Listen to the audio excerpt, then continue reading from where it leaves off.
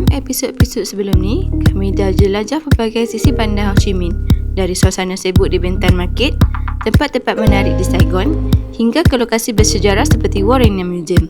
Sampailah ke suasana moden dan meriah di Win Wonders Grand Park. Selepas beberapa hari di bumi Vietnam, akhirnya perjalanan ini sampai ke penghujungnya. Tapi sebelum tamat, jom kita tengok dulu berapa total kos sebenar trip kali ini. Kami akan kongsikan berapa sebenarnya kos sepanjang perjalanan di Vietnam, dari pengangkutan, makanan, tempat tinggal sampailah pembelanjaan harian sepanjang travel di Ho Chi Minh. Jom ikut kami. Welcome to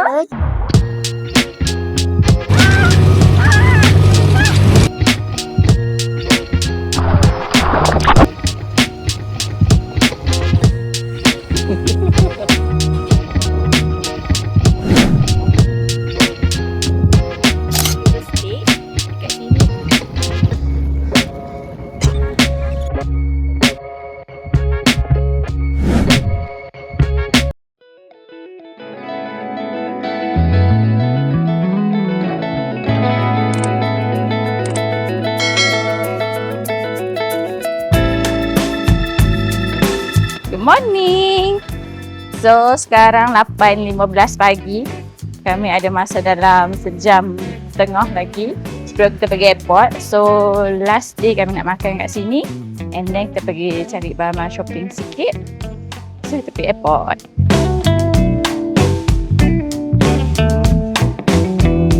Macam biasa pagi-pagi 2 kedai je buka. Memang tak buka kedai lagi dekat sini bawah kan. So hari ni kami nak try kedai lain lah. Asyik kedai 2 tu je bosan dah. Hari ni kami nak try kedai ni. Last day untuk breakfast. Kita nak makan kedai ni. And last day kami nak makan roti ni, banh mi. Jom. Nah, pagi-pagi dah kena makan nasi. Dekat sini teh ais, panggil ais sweetness tea.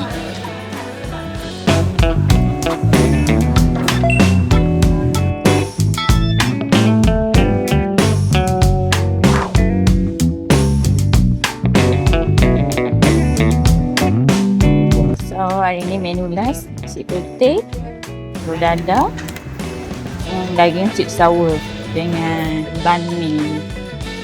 Sampai 4 hari baru terasa nak makan banh mi. So ni kami punya first banh mi.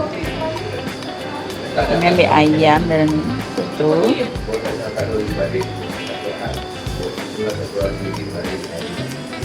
Daging dia not bad lah.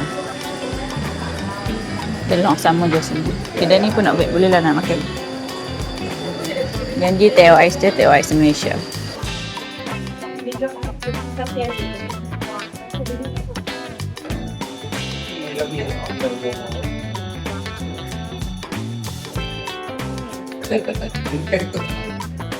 Biasa je ni. Okey dengan ayam. Nyama je. Bersos. Betul.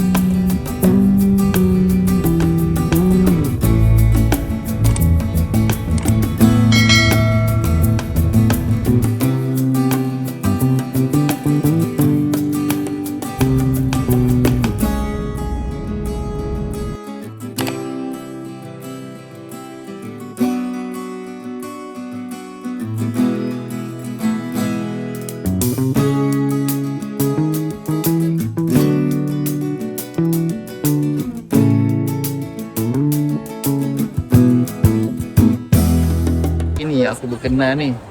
Dia beli tengok dia bawa naik flight. Kalau aku tahu macam ni aku beli pun tak bawa semalam.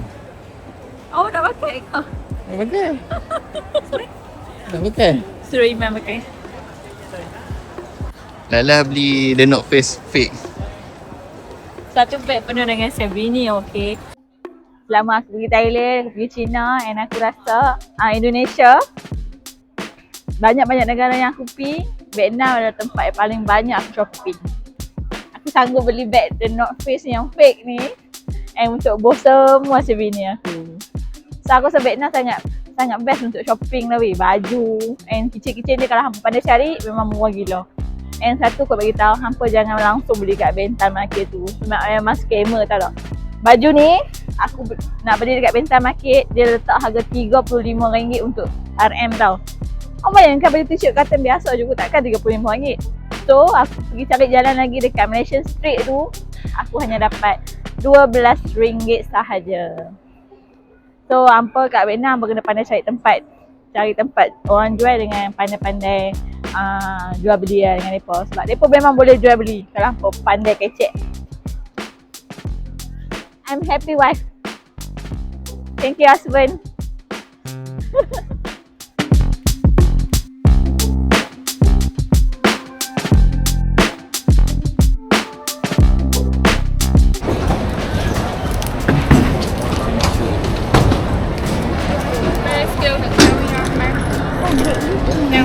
No, just two. Yeah. The stroller you want to take it on the gate? No, we can fit and on baggage because the stroller is small one. Small one? Yeah, Can can flip. just think of this. 6 kg only. I need to see the size. Got bag. Okay, so make sure you will put it on. Yeah. Today is a full size. I'm not sure if it's okay to bring it. But if we can lift on the gear, right? Yeah. Ni kau yang mereka kata nightmare sangat ni, potong sampai 2-3 jam. Tak pasti dah review berapa jam. More than 5 minit dah.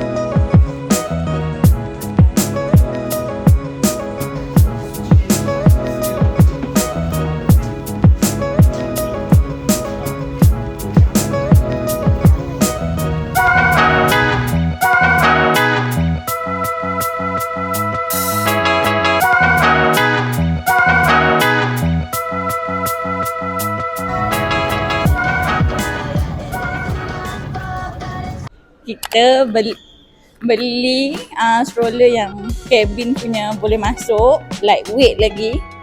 Sebab kita tahu lah nak time nak tidur semua tengok ni jalan jauh gila kot. Dia pun sibuk so kami check in stroller tu. Padahal stroller tu besar handbag dia tahu tak. Tak gunalah aku beli stroller beratus-ratus sebab nak senang masuk dalam kabin. Pramugari tak kisah pun tapi ground staff kat Vietnam tu nak juga aku check in. Pasal-pasal aku nak jalan pegang anak macam ni. Geram gila aku.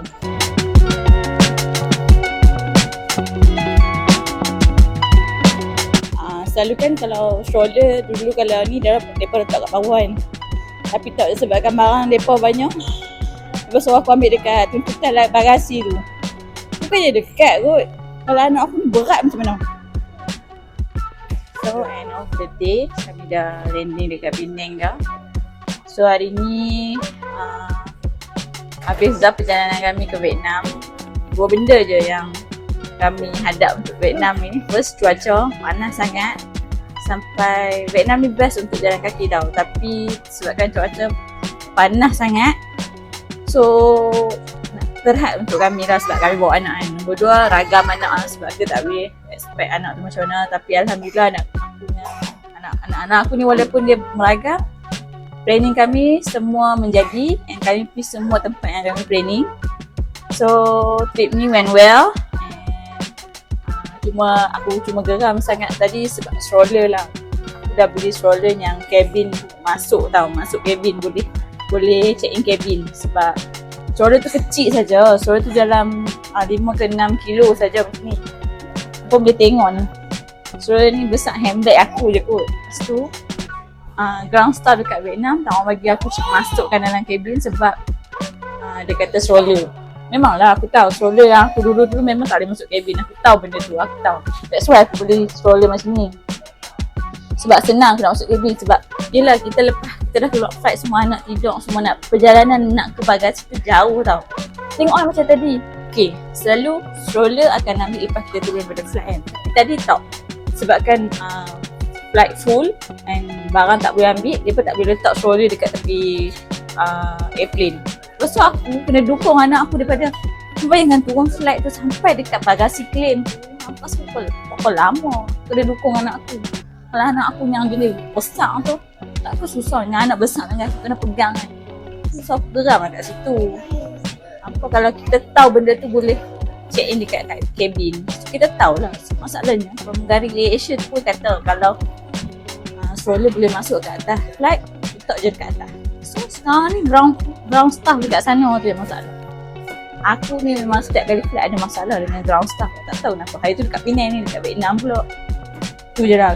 Buat untuk trip Vietnam ni yang tu je paling geram. Yang lain so semua Alhamdulillah. So nantikan kami punya next perjalanan. And jangan lupa share, follow dan subscribe kami. Bye. Untuk tiket penerbangan pergi balik dari Penang ke Ho Chi Minh ke Penang, kos sekitar RM1,905 untuk 2 dewasa, 1 kanak-kanak dan 1 infant.